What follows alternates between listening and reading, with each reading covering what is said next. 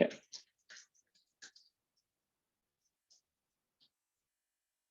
All right, so let's do a test one.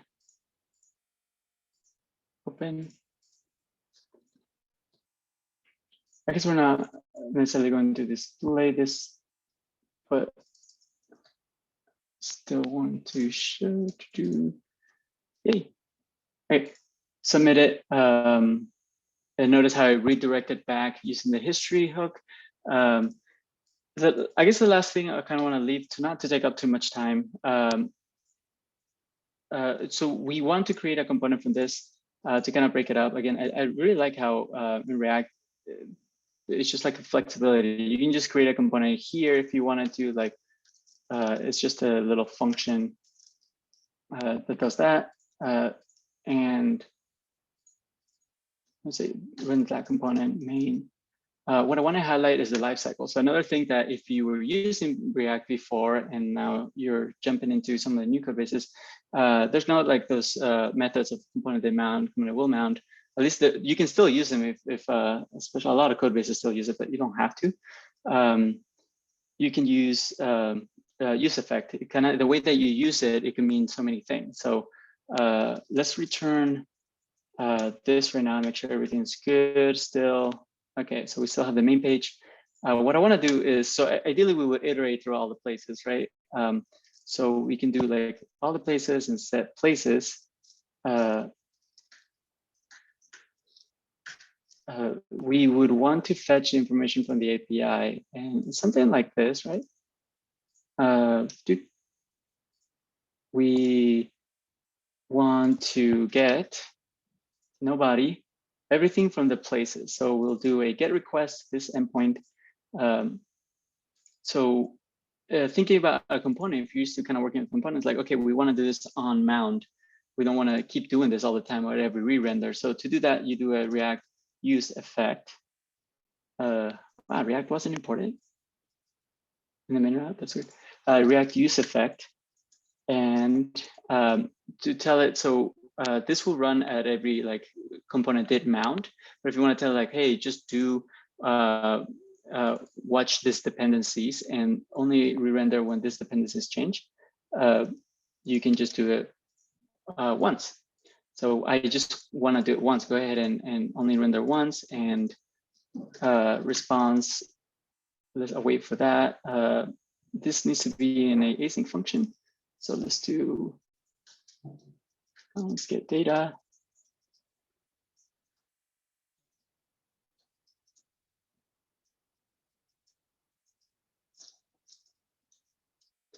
Boom.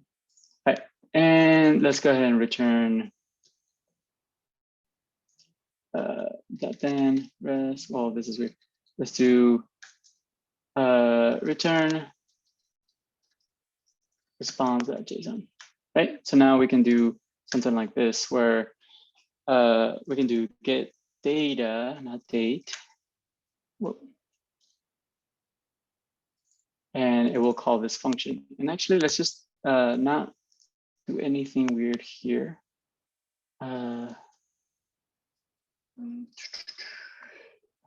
Payload. Almost done. And let's just console log the payload. And we'll stop there. But then you can just update the set places and be able to iterate and all the stuff in here. And what I'm hoping for to see is that we only see the payload once, and it's right here. So that was another thing I wanted to highlight, of course, running out of time. But that is short preview of React. Didn't get too far. Thank you.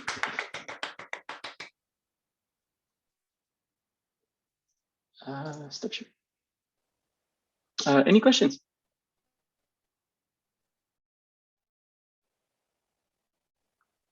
Were you working day to day in React, or why did you pick React? You got stuck with it? Yeah, I've been stuck with it for like 5 years. No, I have worked on it in my last job and this current job, and I really like it. you do see the evolution of it and different approaches and ways to doing it. The state management is something I didn't get into, but it's also very interesting how that has evolved. So yeah, there's many ways to do it, like Redux, context, all kinds of stuff. Yeah.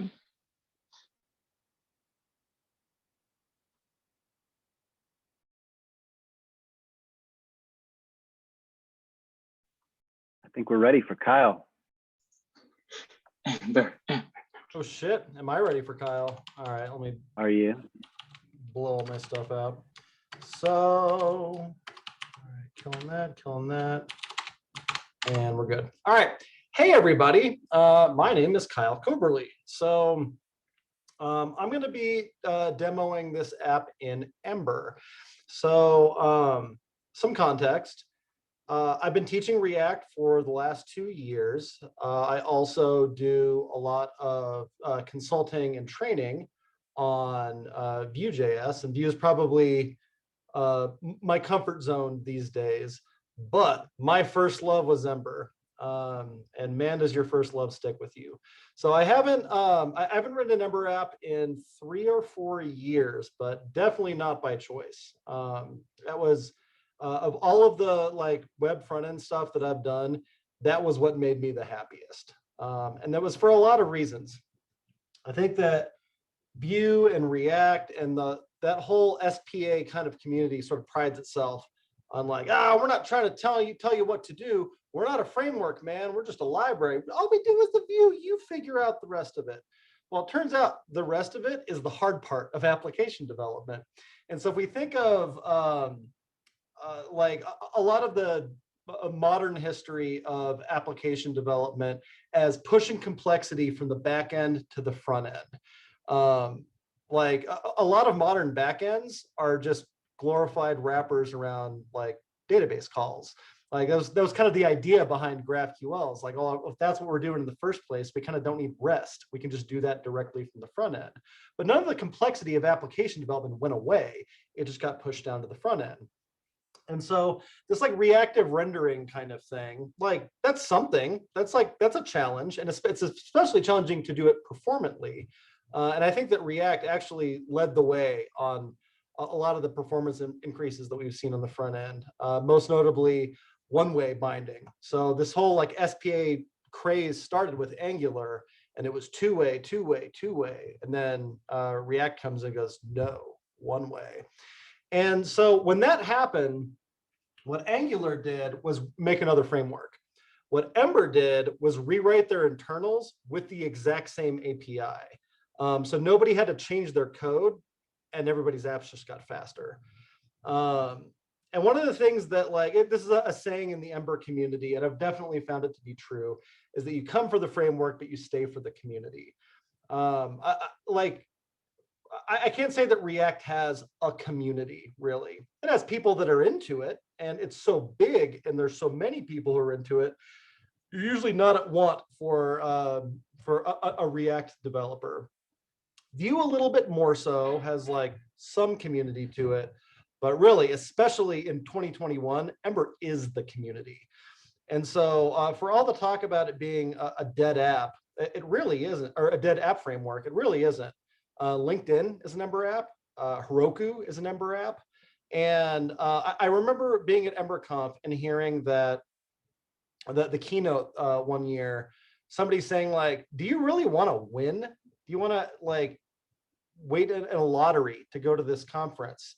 Isn't being happy making applications, isn't that winning? And that really is kind of the attitude of that community. Because when you're winning, you're the default. And when you're the default, you have to support companies and developers who are choosing the default. And that's very difficult to build a community around. Not impossible. I think the dude who was giving that talk was the SaaS guy. And he was like, I've been in third place the entire run until everybody else burned themselves out. And so Ember kind of has a similar history to it, where everybody who's using Ember chose to use Ember because like you had to walk past a lot of things in the grocery aisle to get there. So Another big thing before I get started is Ember is a conventional framework. So if you've ever done anything with Rails, Ember was made by ex-Rails people. And so you see a lot of the same kinds of metaphors and conventions used there. And if you're naming things correctly, if you're playing nice with the framework does a lot of the heavy lifting. So I was talking about that complexity earlier, how we're pushing complexity from the back end to the front end. One of the design goals of Ember is pushing that complexity down into the framework so that like almost everything that you write in an Ember app is specific to your app, very low boilerplate. And a lot of common use cases you just get for free out of the box. But when you do need to customize something, when you do have a unique use case, it's not difficult to like peel back the layers of abstraction and write stuff directly. All right, so that there's if Ember was a completely new concept to you, you're expecting somebody to do Svelte or something like that, that's some background on Ember. All right, let's dig in. Also, keep in mind that I haven't made an Ember app in 4 years, so this is going to be rough, but I'm going to do my best. All right, so if I can get the chat window out of the way, there we go. So Ember has CLI tools, just like Vue does, just like React does. In fact, Ember came up with this concept of a front-end framework of having CLI tools. In fact, Angular CLI is literally a fork of Ember CLI. So we're going to do Ember new, and we're going to call this Nerd Riot. And so it scaffolds out our app for us.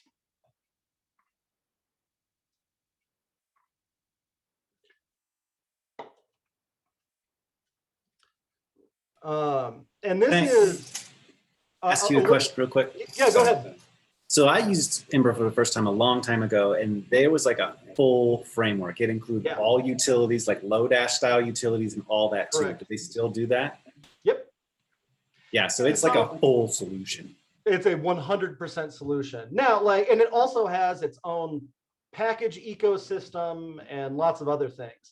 Now, you can still use regular old NPM packages, and you can still use lots of other things. But what you'll notice is that the community tends to center on community solutions. So like this CLI tool, Router, Ember Data, all of these things were just plugins that somebody wrote once upon a time.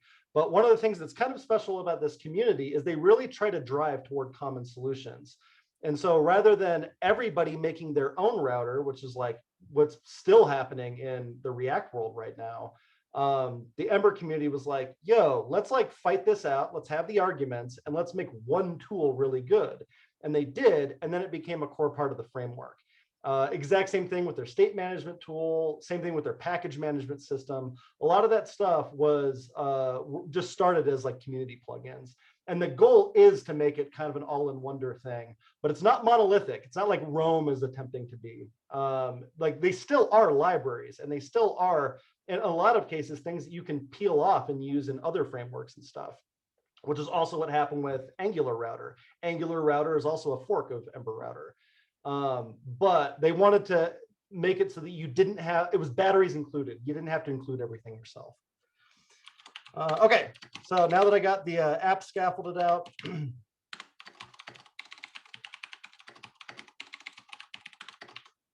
so to get started, we're going to Ember serve. Oops, nope. We're going to go into the, what do I call it? Nerd Riot. And then we're going to Ember serve.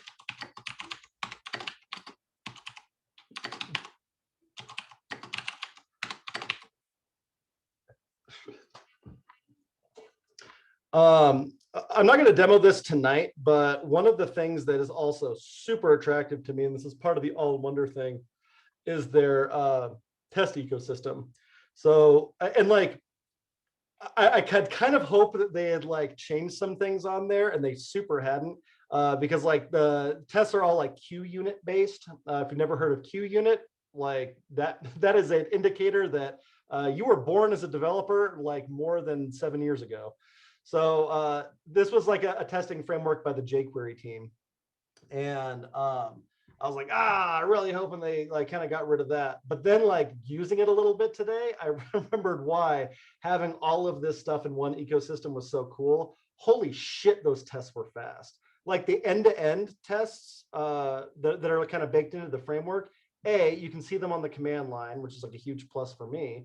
And B, like we're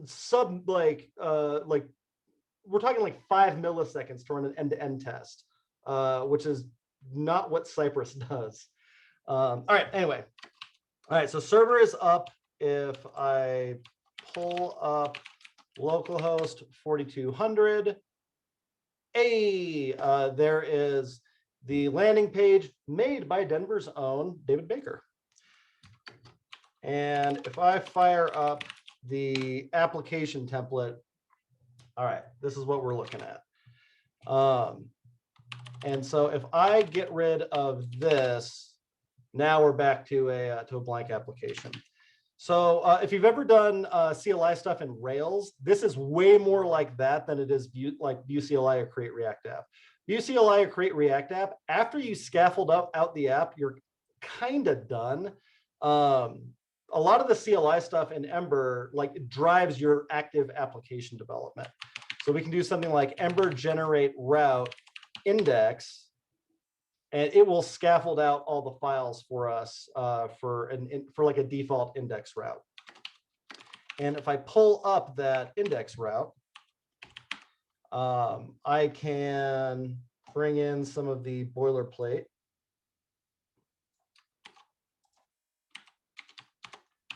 So here's the HTML for this thing. There she blows. And if I go over to the style sheet for this, the wonderful Ms. Torske made a CDN style sheet for us. And so I am going to just pull that in. Cool, done. There's Ember, everybody. Good night. All right, so this is this is the app that we're looking at, same as the other folks did. I want to show you how easy it is to start componentizing this stuff. So let's say we like take a look at this footer. That's a pretty good candidate for something to throw into a component. So if I do Ember G component footer, that'll make the files for me. It'll also make the tests and stuff too, which is kind of cool. And if I copy that over to this template here, no footer, sad, sad. And the footer's back. That should be.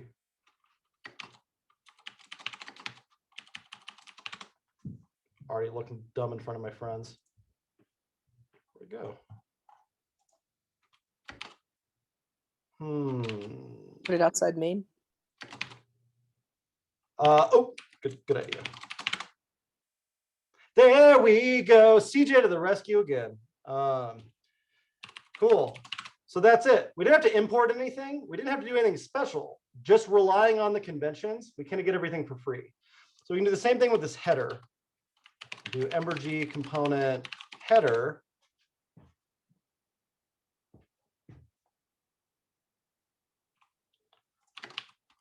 And if I copy this over to here, and cool, and then the header's back. That's it. So breaking stuff into really tiny components is like a very low friction thing to do in your development cycle. All right, next thing I want to show is Ember's routing system. So I think one of the things that like most of the React routing solutions pride themselves on is like they're super flexible. And I will give them this. It makes it way easier to make part of an app a React app. But this definitely favors more of the Vue style, Angular style, where it's kind of like a monolithic routing. All requests end up coming into one router. And you can break that up however you want to, but it's expected to be in some kind of centralized place. So rather than linking to something directly here, we're going to use one of our baked in components called link to. And rather than giving it a URL directly, we're going to give it the name of a route. So if we say index there, anytime you click on that, it's going to take you back to the home page. And what's really cool about handling it this way, and View Router works a very similar way, is that it decouples the index or the URLs from like the semantic name of the route. So if you think like, well, we might have like a route called contact, but the marketing folks might want the URL to be called get in touch with us, like in the URL or something. You can just change that in the router and everything that's linking to that updates automatically. It's a really, really useful abstraction to have. And like, you kind of go nuts with it once you have it. Okay, so we've got the routing for that figured out. Let's take a look at the rest of this. So like most things, you kind of want some kind of like app shell sort of thing, and then maybe more specific stuff.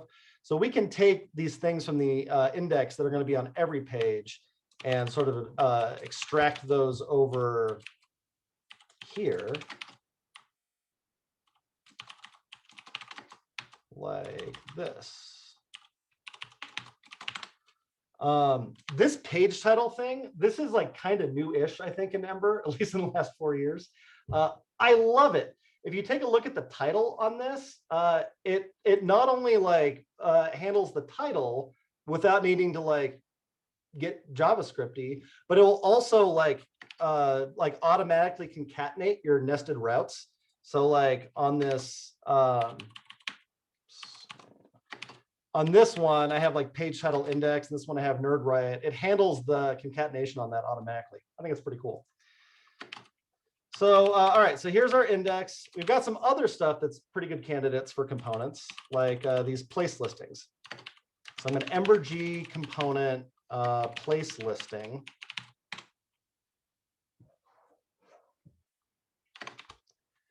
And I'm going to take one of these and put it in there, like so.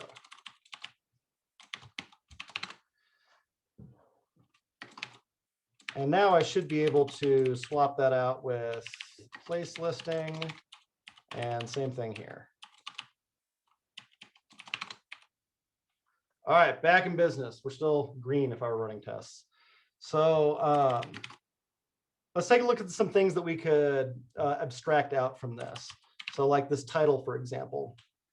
The templating syntax in Ember uses HTML bars, which is like a very specific subset, or like kind of an Emberified version of handlebars, and it's more traditional handlebars. So Vue went the more directive style that Angular did. It sort of eschews the like, you can write it's all just JavaScript, write it anywhere, anytime. And there's a specific reason for that. By using this hyper-specific templating language, you can do things like pre-compile these templates, kind of like prepared statements in SQL. And so it's massively more performant than a templating language that just allows any arbitrary JavaScript in it. But like, if I want to, and you can also, like the current trend in Ember is to do these binary over the wire. So there's like some pretty cool like future shit that happens in Ember that like everybody else gets 3 or 4 years later. Server-side rendering was one of those, by the way. So, all right, so let's say this thing here, I want to call this the title. And so then I can say that the title for this one is the lounge. And then it shows up there. And then I can make this one Mexican DBC. And it shows up there. All right, so we've got something dynamic happening. Now, other stuff we might want to make dynamic on this. So we're like binding a style on this one for the background image. Let's pull like an actual background image. See, another place we used to hang out a lot was Stoner Hill.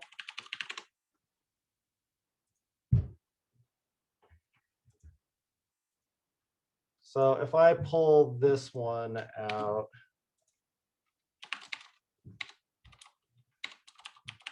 and throw it in here. So in the template, it's going to be called like image URL. And over here, I can make it something like image URL.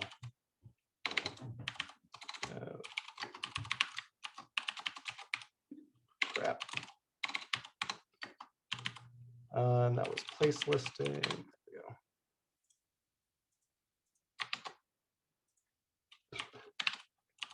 Okay, so that image URL should be there, and this is the index image URL, image URL. You need the @ sign on the inner one? On The one there on line 2. oh, yes, I do. Thank you. CJ always bailing me out. He did this at his meetup too. There we go. There it is. Beautiful. Cool. So let's go ahead and correct ourselves. That's not the lounge.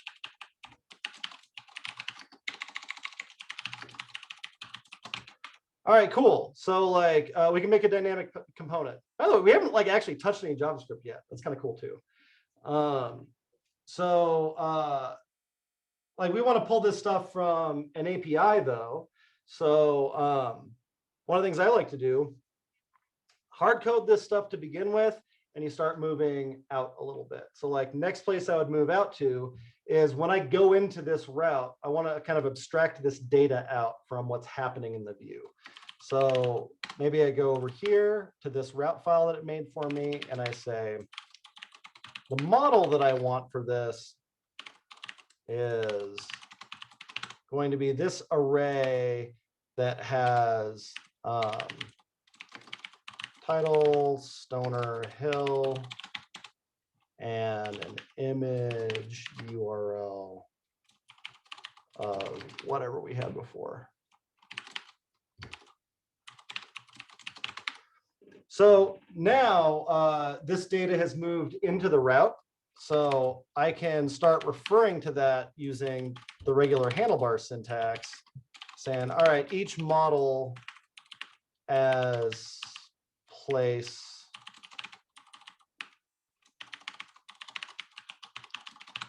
and I can call this something like place.image URL and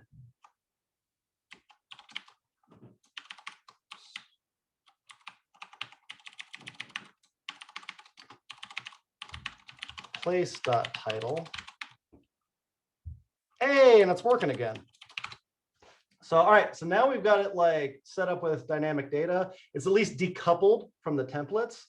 This is the thing that like drives me the most crazy about SPA land right now is I feel like all the client-side state solutions are different variants on the exact same thing, and they all suck. So like back when all this complexity lived in the back end, we had ORMs, we had serializers, we had all kinds of different ways that like we made data a lot easier to work with in applications. And then we did none of those things when all that complexity moved to the front end. It's still making a bunch of fetch requests and writing a lot of boilerplate and wrangling data manually. It's like a very error-prone thing to do. And also, like when you hit a URL, like you have to, you probably want to cache some of that data. Well, cool. Now you have to handle all of that yourself. That's kind of what I mean by the like, that's what's hard about making a good app. So we get some of that for free in the form of this excellent library called Ember Data. So instead of hard coding this model response here, we're going to hook it up to the API that Chad built. So I'm going to start by making an adapter for the entire app. So what an adapter does is it's in charge of figuring out what URL. So you have models, you have adapters, you have serializers. These are 3 parts of Ember Data. So we're going to make one of those. I'm also going to make a model for place. And I'm going to make a serializer for the application as well. So in the model, what you're doing is what attributes does this thing have? What computed properties does this have? Like this sort of stuff. So if I go over to my Easy Bake Oven, so I can remember the syntax on this. Nope, not there.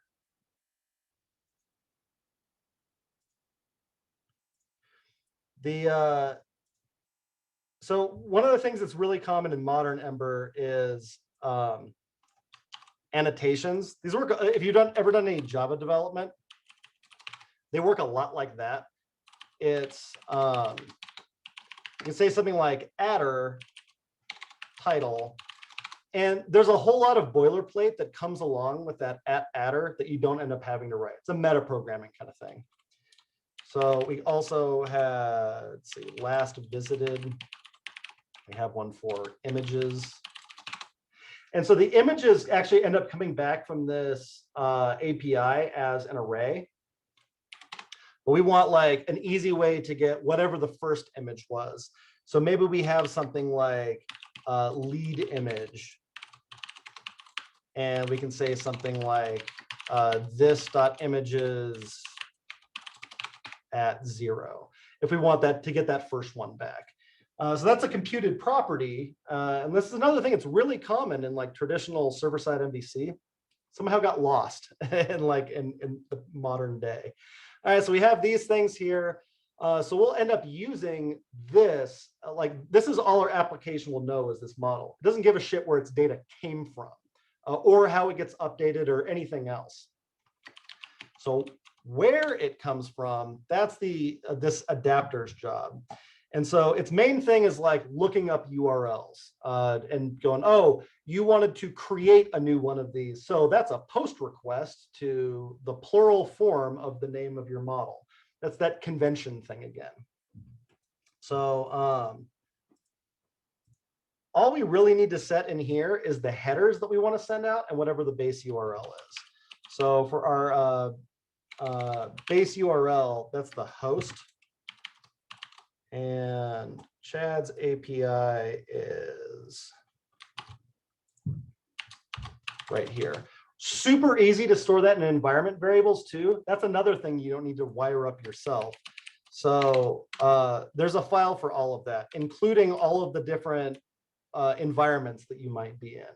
All that stuff is just wired up out of the box. All right, so we want that. And then also, anytime we send a request out, it is a secured API. And so we want to make sure we send out the application JSON header, as well as an authorization header for our token. So that token it's a public token.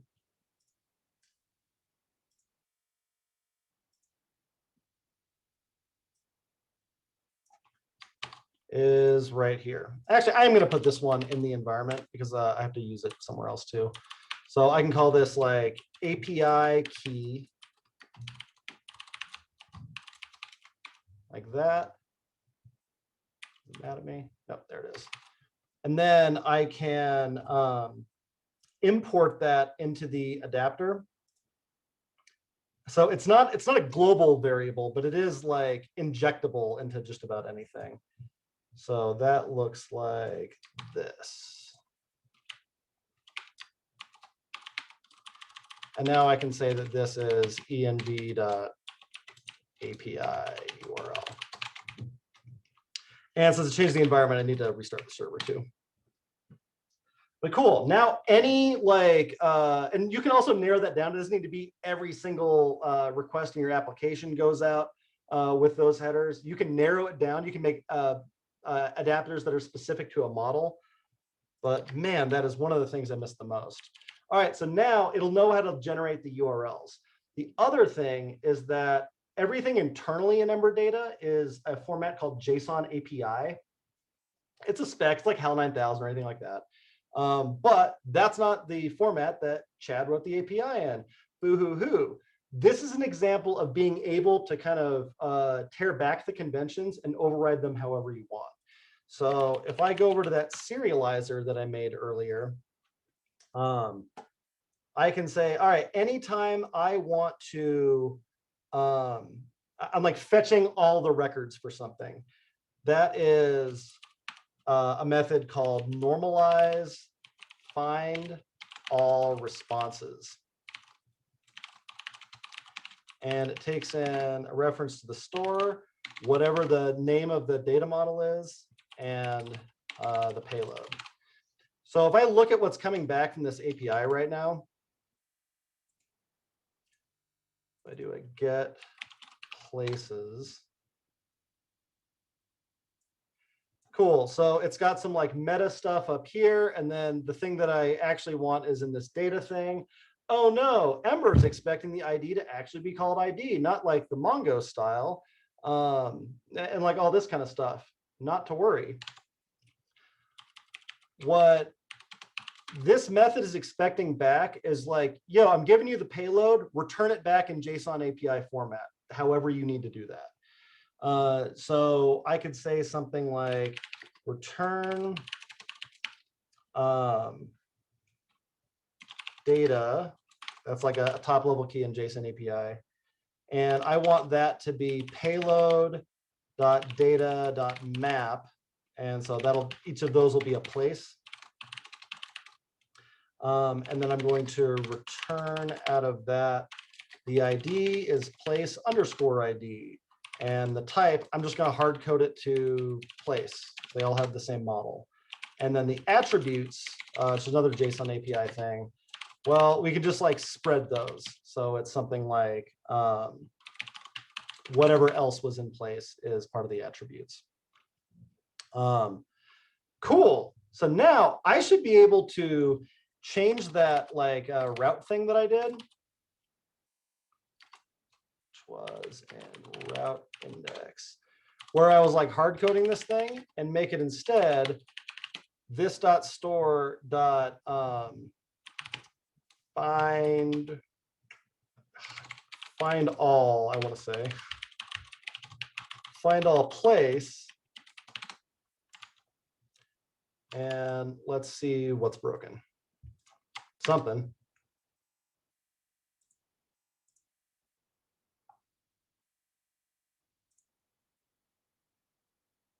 Boop. It's because in that this thing up here, it's not going to go practice. It is what I call this nerd riot. All right, what else did I break?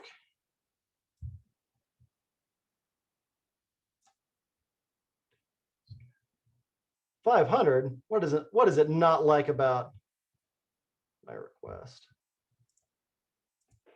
Chad, this is all your fault. Line 6, you have API URL, but I don't know if that should be API key. I don't know what you called it.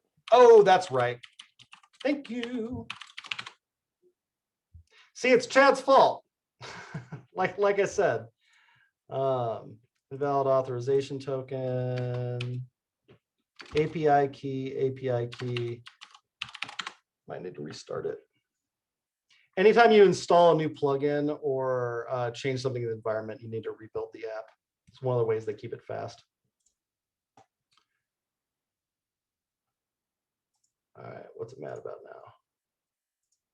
Still the token. All right, let's debug that real quick. Should be authorization bearer API key. Ah, yeah, that's right. Thank you. Yeah, not my fault. Still Chad's fault for making this shockingly conventional API. Ember does not like conventions. All right, how you like me now? All right, well, I got a 200 on it at least.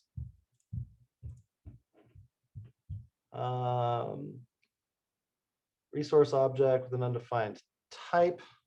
That means the model name didn't match up. That's called place.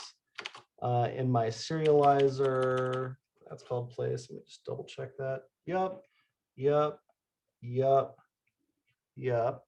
Like a lot of apps have nowadays, there are also browser debugging tools. Someone did ask about these, so Well, good to cover it.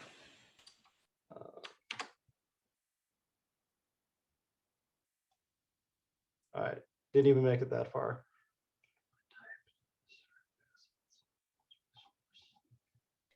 Do you have to put a type on the top level object? Because you have a type on the items in the array, but do you have to put a type, like type places there?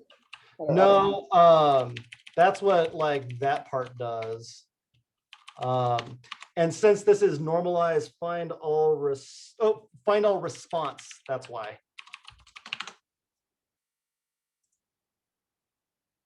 Hey, see, I nailed it. I did it perfectly.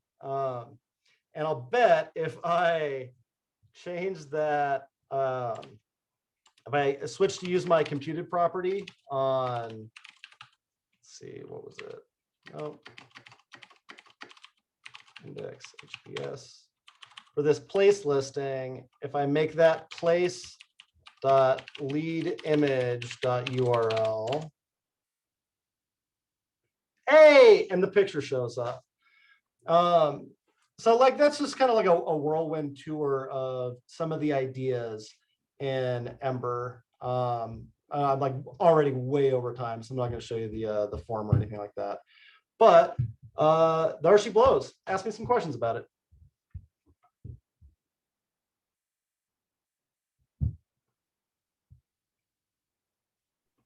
Other than LinkedIn and Heroku, where can you get paid money to write Ember?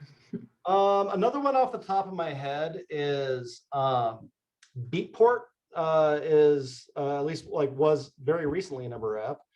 Another one is, I'm spaced on the name of it, but it's the like that sign-in solution. Galvanize used to have it where you go like you enter something in on a kiosk. Okta? No, for like visitors. You enter something on a tablet and then it sends you like a Slack message or something. What about RTD? Oh yeah, RTD.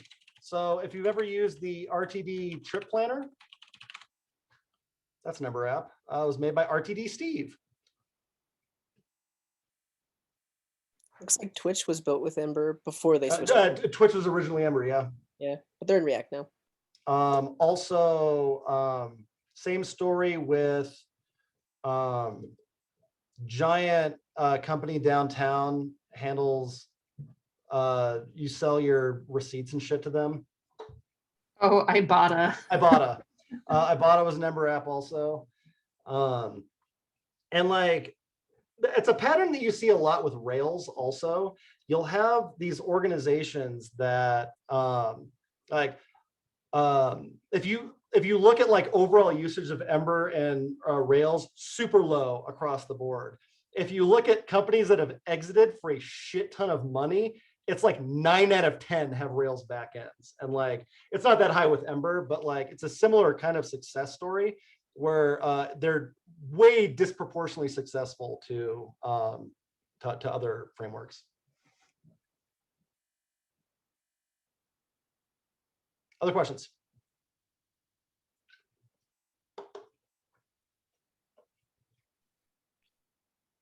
All right, I'll jump in. Yeah. So the thing that I asked about debugging in the chat earlier was, so I've worked with Nest.js, which is Angular for the backend, basically, another thing of this type. And I noticed that debugging was a damn nightmare because anytime I wrote a bug, the entire stack trace was just incomprehensible stuff from inside of the framework. Right. Whether or not I had a debugger, I couldn't figure out what was going on. What is the situation like in Ember for that? So there's two things that have happened like since that was the case with basically any kind of abstracted framework. One is that the browser tools got better. So they're better about not going into framework code. The other thing is that Ember is high focus on like very user-friendly errors. So like you probably use some like languages or tools that have those that are like aggressively trying to help you.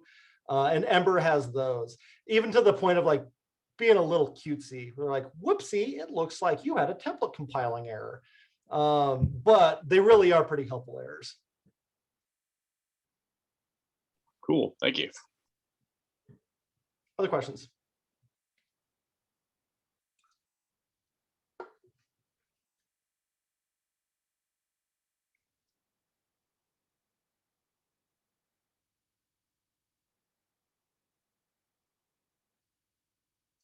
Cool. That's my story, and I'm sticking to it. Is Brooks still here? I don't think Brooks has got connection back. All right. I'm out a lot. There he Brooks is. of the day, everyone. Just the way I remember him. Well, so what we've done in the past on these is we've done like a little bit of a panel. If there's any questions that you have that you might want like me and Chad and Cass and Roberto to answer, or like our takes on different things or anything like that, fire away.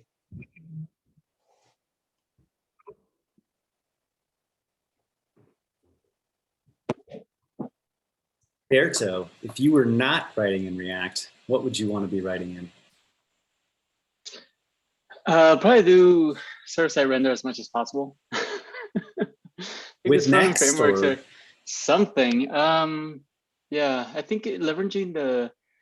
I think of in the past few years, it seems like trying to leverage the front end way too much. I don't know if this is anybody's experience, but they're trying to build this really complicated forms or these really complicated views, and it's really nested. Where I do think starting to move back again. I don't know. I think it was in the back end, and it kind of went to the front end. I think starting to reel it back in a little bit more into like doing all these complicated competitions in the server side would be better. So not too much of like, I mean, I like React, but whatever front end framework, if it could be server side render, I think it'd be better. I don't know how people feel about that, but. I do see that shifting a lot more. Like every framework has its own version of a server-side rendered thing, and even React is getting React Server now, which I haven't played with, but Next is really cool. I use Next a lot, and Nuxt for Vue. Does Ember have its own server-side render? It's just a build pack. So like, I actually don't know what the state of it is now, but like this was an idea that came out of the Ember community. It specifically came out of Heroku. And so there was like, you could get a Heroku shirt at EmberConf 5 years ago if you took any Ember app that you had and threw the server-side rendering plugin on it and deployed it. And it was like a 2-minute thing to do. And like, it all just kind of wired up for free and worked. It was fucking magical.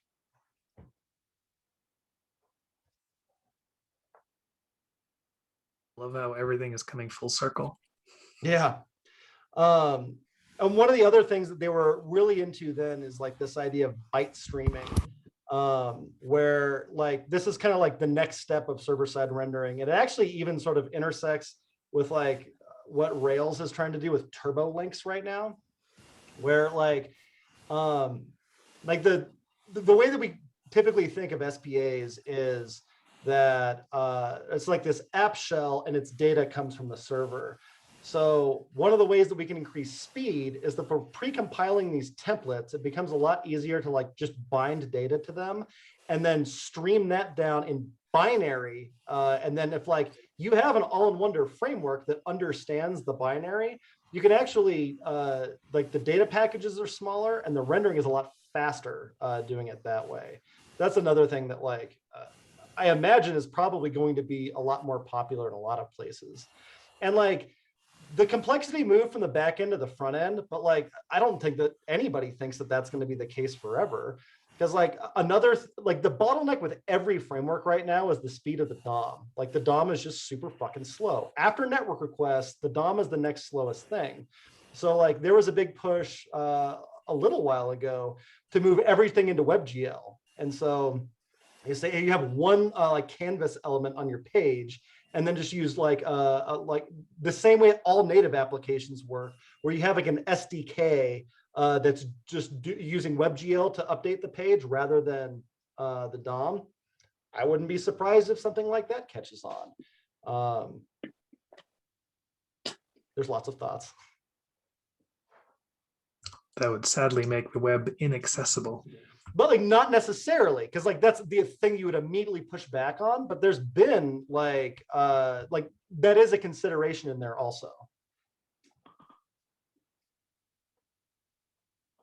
Do each of you know like the support of like GraphQL or TypeScript in the frameworks? Mm-hmm. So Ember is written in TypeScript. It was actually the first one of these frameworks to be written in TypeScript internally. And the first one with like public facing TypeScript support also. I guess other than like Angular 2, which that was probably actually the first one. But yeah, they did a full rewrite, and that was another instance of like they rewrote the framework and then didn't need to do any like public facing API changes, nothing breaking. So that was pretty cool. And then for GraphQL and like just non-RESTful data stuff, that has had like, I would say better support than any of the other frameworks, but it still suffers from some of the like same issues where it's difficult to cache those responses. That's a really like handy thing with REST, is that like, it's very easy to know what to cache because there's that concept of a resource that doesn't really exist the same way in GraphQL. But that sockets, anything like that, once your data is decoupled from your application doesn't give a shit where it came from. You can just localize all that complexity over to your like adapter and serializer layer.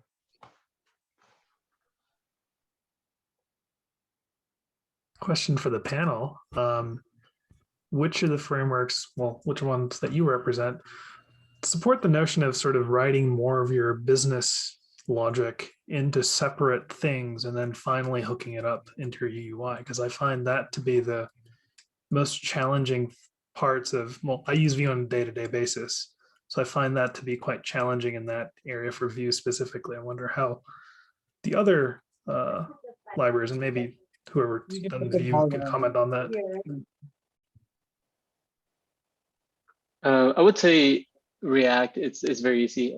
Kind of as Cass mentioned in the beginning, it's very flexible. Like every React app that you'll see probably is very, very different. And with that, it comes a downside of people not knowing how to write it. It's pretty bad. Like they don't know, they mix in the business logic with the UI, the view, all the things. And I would say with React, it's pretty easy to do.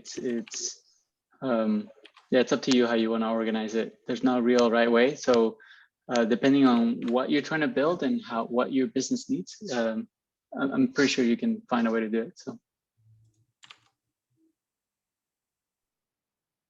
Cass, thoughts? I don't have any really thoughts. I will defer to my Vue mentor, CJ, if he's got any thoughts. But yeah, I guess I've never been on a project that has had the time to care about that. So I don't know. We always are building like 10-year projects in a month and a half. So it's just kind of chaos. Coding Garden, any thoughts? I would say the composition API is definitely going to help with that.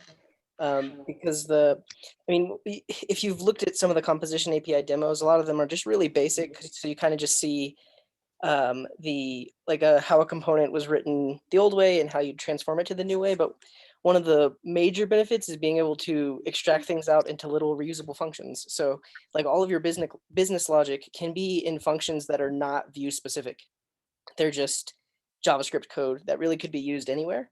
I think the only Vue specific thing would be their reactivity library, because you're explicitly importing ref or you're explicitly importing reactive.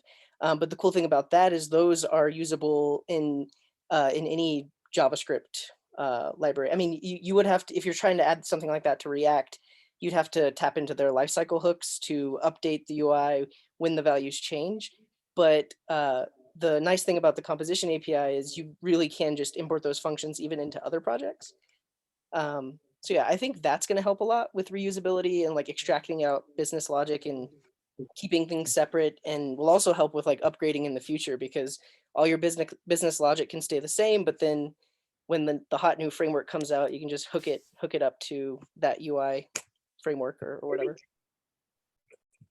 So Ember has the concept of services, which are a really handy abstraction. So service is basically a controller that doesn't have a template or a route.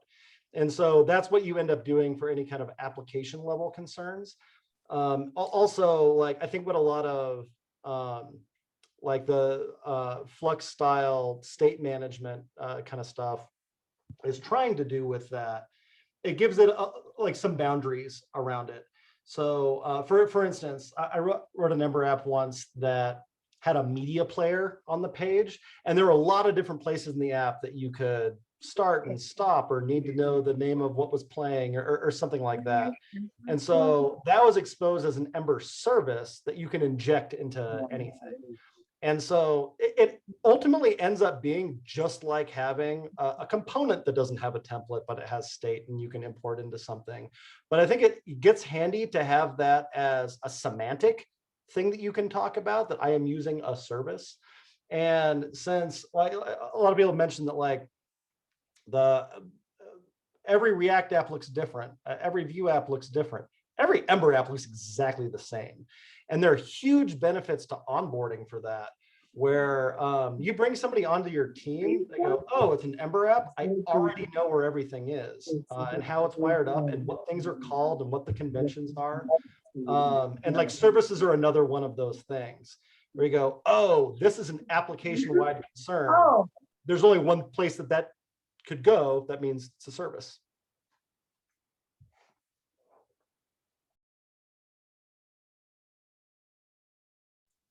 More questions?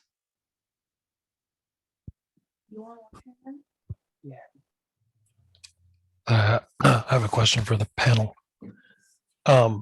Where do you see the current divide or distribution or percentage in I guess the business or the user community of these front end libraries?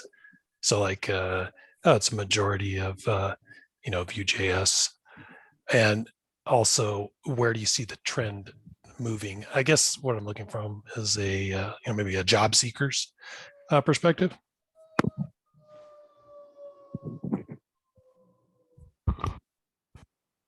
Cass, why don't you start? Sure. So I'm in between jobs right now, and I've been searching a lot. So this is really, that's all my input would be based on, besides just like what I've seen at like my former companies. And it seems like React is more of like the Western world's way of doing things. So if you're going to work on this side of the globe, React's a safe bet. There's just so many people hiring, and a lot of major, huge companies use it. Primarily when I've used Vue, it's always been smaller projects or, greenfield projects for large companies that are not likely going to make it past the initial phases, things like that. So you can still find jobs for it, but I think it seems like React's out there a lot. I've seen a couple of Ember, but like I can count them on my hands, Berto?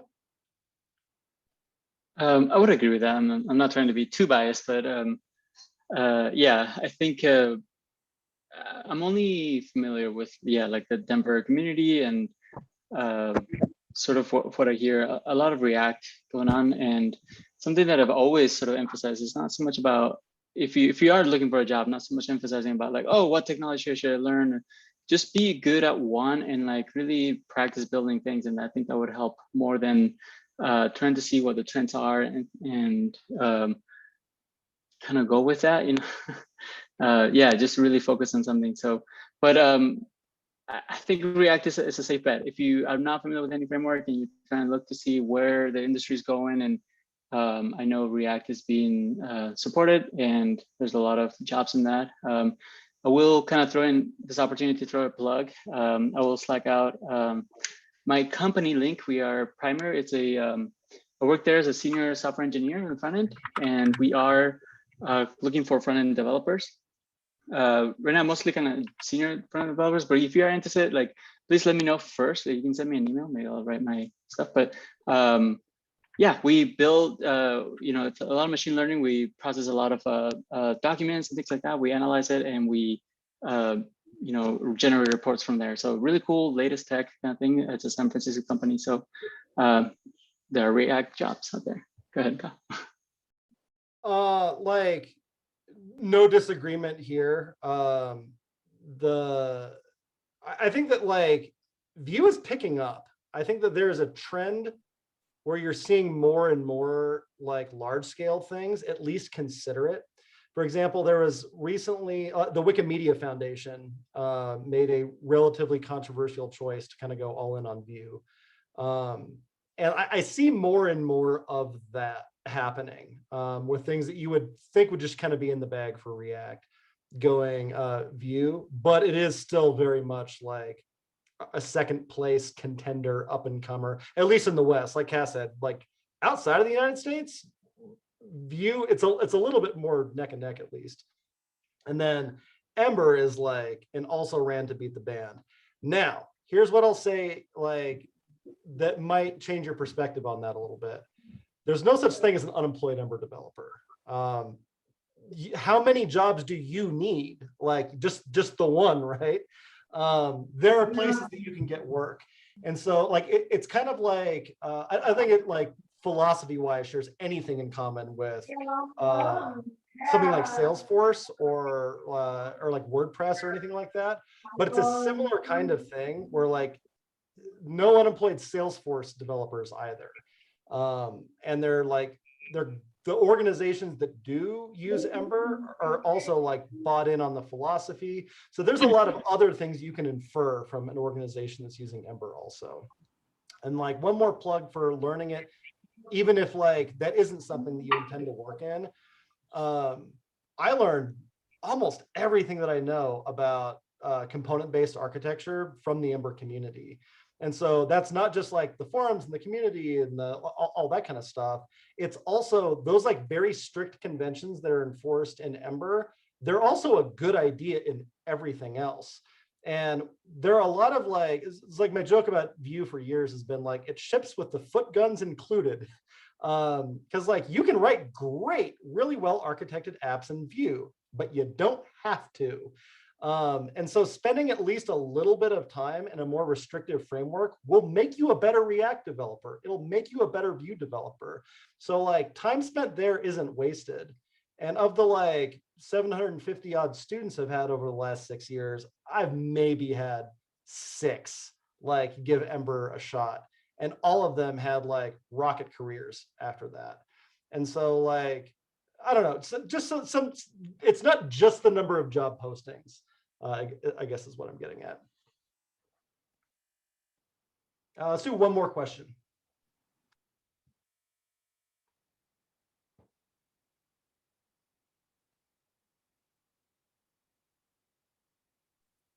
Have one. If you could change one thing about your respective frameworks, what would it be? For the good or the bad? I don't know. Yeah, one thing. Berto, go for it. The routing drives me crazy. There's some magical routing that people do with React, and it's just it's frustrating. And seeing other frameworks like Vue, that's a very clean way of doing it. And yeah, some sort of opinion of ways to I don't know. Actually, now I'm thinking about it, another thing would be you know how you do wrapping components over components, like higher order components, that tends to get out of control as well. So kind of solutions around that would be nice as well. So those 2 things I think would be nice. For me, there was a lot of like, oh shit, we have that now, with like going through Ember today to get ready for this. Like one of them, I didn't demo it, it's called Splattributes, where you can say, oh, and any attributes that were like put on like my component or whatever, just put them all on this. So it's really easy to just pass through anything. And like Vue kind of does that, except like this is the thing you can do just arbitrarily. So there's a bunch of things like that. They're like, oh man, everybody's going to have that soon. But one of the one heartbreaker from today was that the idea of like data down actions up, that also like kind of originated in the Ember community. And we used to literally have a thing called actions. So you'd bind your data down and then you could emit these actions up. They ended up basically working like DOM events. And in Vue, like they're almost literally DOM events. That's what like emit and on are kind of all about. And I love that. I think it is the most useful mental model for component-based architecture is like, yo, the components are just custom DOM elements. And so just like we can do custom names of our elements and custom behavior of them and stuff.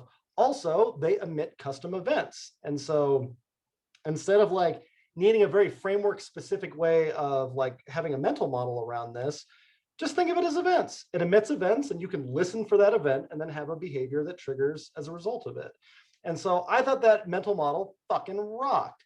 But with the latest like big change to Ember, which is called Octane, they got rid of that. It works the exact same way that React does now, where it's what are called closure actions, where you're defining this method up here and then passing that method down through the component hierarchy and then calling it down low.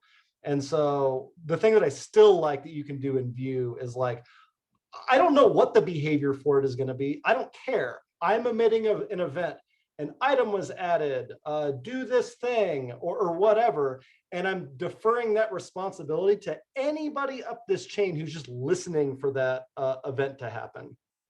I thought that was a super handy mental model, and like it is dead and gone in Ember. And that kind of broke my heart. Cassandra. Okay, so I'm gonna start general and then go specific. I'll just say like there isn't a lot of stuff that annoys me about this, and working in other things, there's a lot where it's like, ugh, it's just irritating, and all the little things add up. I mean, that's your life basically, right? Is all those little annoying things. So I would just ask that any framework find those little annoying developer things that they make us do over and over and over again, and like do it themselves, figure it out. Like, for example, this is really stupid, but it probably, I think it happens for all front-end apps. You have to like append your environment variable with whatever they expect it to like have. That's just annoying. Like, it's just stupid and annoying, and it's like not a big deal, but it adds up, all those little things like that. I'm trying to think of other things from Vue right now, but I like can't really remember. But yeah, I'll just say any of those little things. I don't care about how it works underneath. I just want my experience to be better. Awesome. So I think that's a show. One quick like shout out though to Cheddar, who made the API that we all use tonight. It was kind of like instrumental in making this thing happen in the first place. So thank you so much, Chad. Everyone used it perfectly except for Kyle. He could not understand it. that is the straight fucking truth. All right, Brooks, kill your kid. Yes, I am back. My power came on just in time for I believe where did we leave off? Right, Berto is about to go, right? No, I'm not gonna make you all do it again. Thank you everybody for making this community so great and wonderful. It's not the end. There's still many more meetups that I'm gonna see you all at. So with that, I'm gonna declare an end to tonight's and the Denver Node.js meetup. I will see you all online, hopefully with power. Have a great night. Have a great rest of your day. Hey, before we wrap, how about a big round of applause for Brooks for running this thing? And I don't think he's here anymore, but like Mike Herman before him.